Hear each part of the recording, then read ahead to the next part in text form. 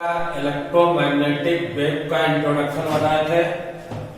जैसे इसका प्रोड्यूस हुआ इलेक्ट्रिक, पीछे वाला रिवाइज कर देते हैं। चार्ज दो स्टेट में, पहला स्टेट रेस्ट में, दूसरा मोशन में।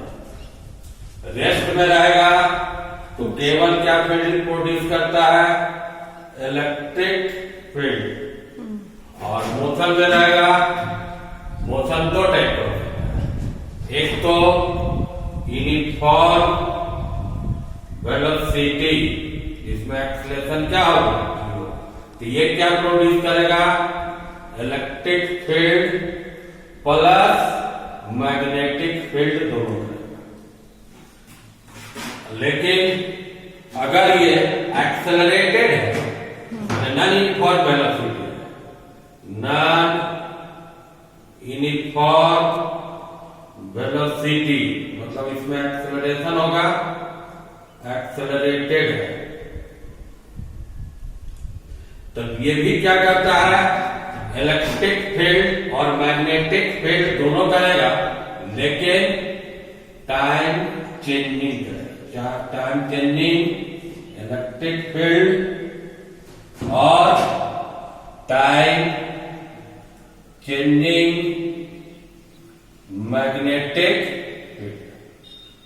अगर टाइम चेंजिंग इलेक्ट्रिक फील्ड है तो क्या प्रोड्यूस करेगा? Time changing magnetic field and vice versa.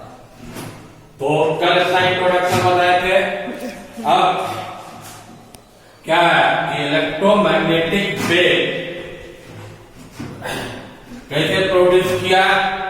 अगर इलेक्ट्रिक फील्ड और मैग्नेटिक फील्ड आपस में परपेंडिकुलर, मान लीजिए वाई एक्सिस पर कौन फील्ड है? इलेक्ट्रिक फील्ड, और जेड एक्सिस पर कौन लिए? Magnetic field. आई दोनों ऑक्सीलेटिंग है, तो ऑक्सीलेटिंग का मतलब क्या प्रोड्यूस किया? वेव। और वह वेव कौन एक्सिस पर ट्रेवल किया? एक्स एक्सिस पर। इसी को क्या बोलते हैं? Electromagnetic wave. तो इलेक्ट्रोमैग्नेटिक वेव का इंट्रोडक्शन कल बताया क्या था? ऐसा वेव जो चेंजिंग इलेक्ट्रिक फील्ड और मैग्नेटिक फील्ड से प्रोड्यूस किया, लेकिन दोनों में कंडीशन क्या होना चाहिए? दोनों जब आपस में क्या हो जाए? परपेंडिकुलर हो जाए, ये कंडीशन है। तो जब ये दोनों ऑक्सीलेट करेगा, उससे जो वेव प्रोड्यूस होगा और उसका जो डायरेक्शन ऑफ प्रोपगेशन है, डायरेक्शन ऑफ प्रोपगेशन दोनों पर जो परपेंडिकुलर होगा, उसी को क्या बोलेंगे? Electromagnetic wave. कल का क्लास का वीडियो में इतना लिखे थे, वो हम रिवाइज कर दिए। आज इसका ये आता है इंपॉर्टेंट क्वेश्चन है 2 नंबर का, कैरेक्टरिस्टिक्स ऑफ इलेक्ट्रोमैग्नेटिक वेव। इसका क्या क्या प्रॉपर्टी है? करीब आपको हम 10 प्रॉपर्टी लिखेंगे। एग्जाम में क्या आता है कि कभी बोलेगा 2 नंबर का क्वेश्चन ही आता है इसमें जैक में, right and 2 property, right 3 property, तो कोई भी 3 लिख दीजिए। अब एक एक करके देखिए। पहला property, and accelerated charged particles are sources of electromagnetic wave। अभी पता है, सोर्स पूछेगा तो इलेक्ट्रोमैग्नेटिक वेव का सोर्स क्या है? Accelerated charge particle. पहला प्रॉपर्टी समझ गए। दूसरा property, electromagnetic wave do not require any material medium for propagation. Propagation के लिए कोई जरूरी नहीं है कि ये आपको मटेरियल मीडियम इसको चाहिए, दैट इज इसका मतलब हुआ दे ट्रेवल इन, वैक्यूम में भी ट्रेवल कर सकता है as well as medium. Second property समझ गए, या तो मटेरियल में करेगा या कोई भी वैक्यूम में करेगा। तीसरा है velocity, velocity of electromagnetic wave का फॉर्मूला है 1/μ0 × ε0। पहले वाले चैप्टर में पढ़ लिए थे, μ0 का वैल्यू क्या होता है 4π10⁻⁷ SI यूनिट में, और ε0 का वैल्यू क्या होगा 8.85×10⁻12 होता है। अगर ये दोनों यहाँ पर पुट करके सॉल्व कीजिएगा तो इसका वैल्यू आएगा 3 × 10⁸ मीटर/सेकंड एग्जैक्टली। और ये जो वेलोसिटी है ये किसके बराबर है, वेलोसिटी ऑफ लाइट के बराबर है। तो इलेक्ट्रोमैग्नेटिक वेव का वेलोसिटी लेकिन किसमें है, वैक्यूम में, किसके बराबर का है, लाइट के वेलोसिटी के बराबर। तीन प्रॉपर्टी समझ गए। शुरू वाला जो हम लिखेंगे, अगर आपको तीन प्रॉपर्टी आता है एग्जाम में लिखने तो शुरू वाला ही तीनों लिखिएगा।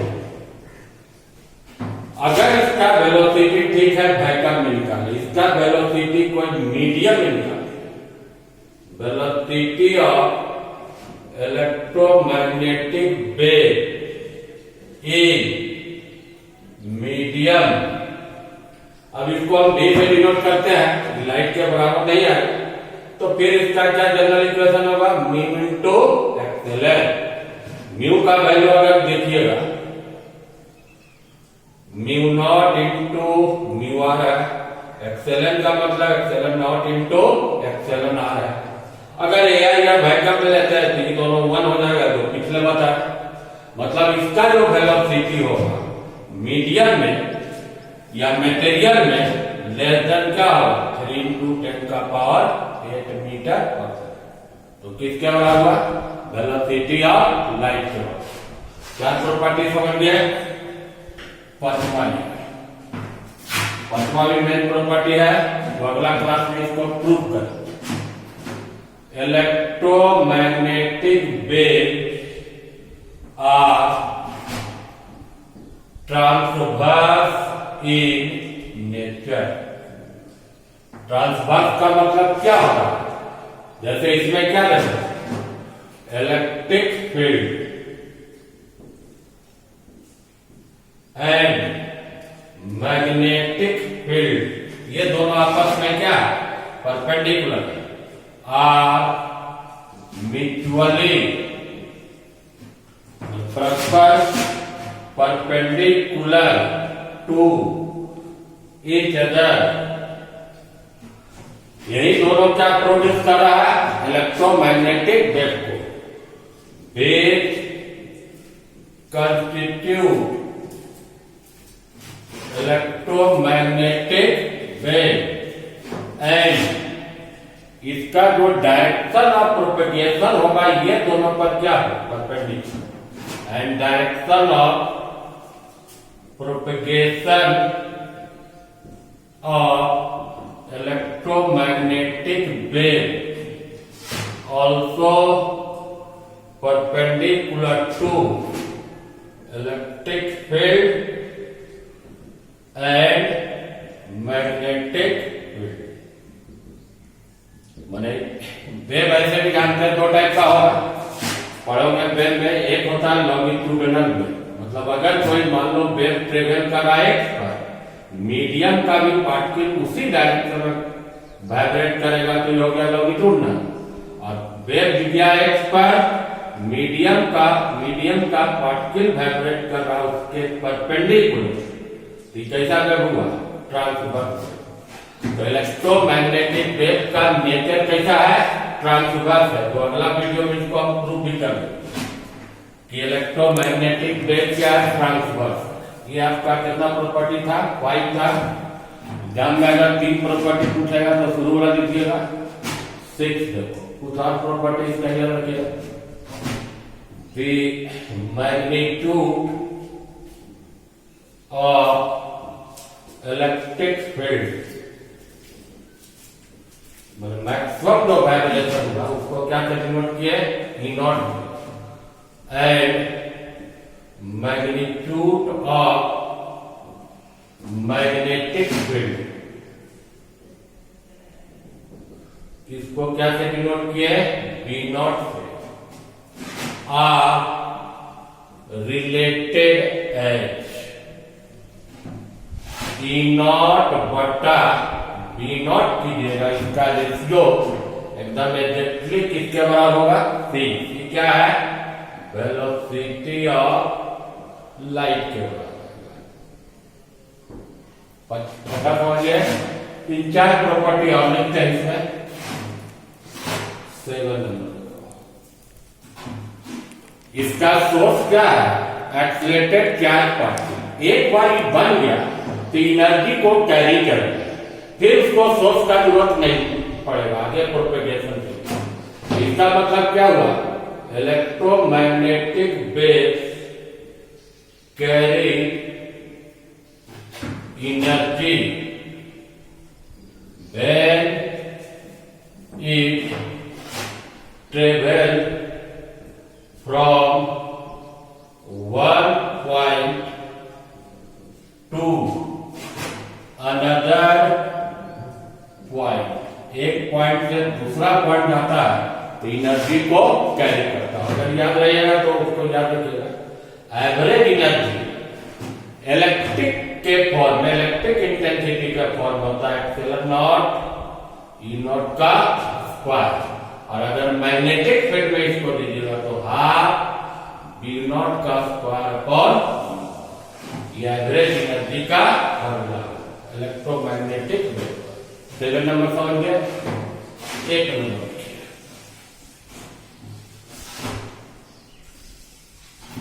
इलेक्ट्रोमैग्नेटिक वेव जब मूव करता है तो कोई भी सरफेस पर प्रेशर लगता है।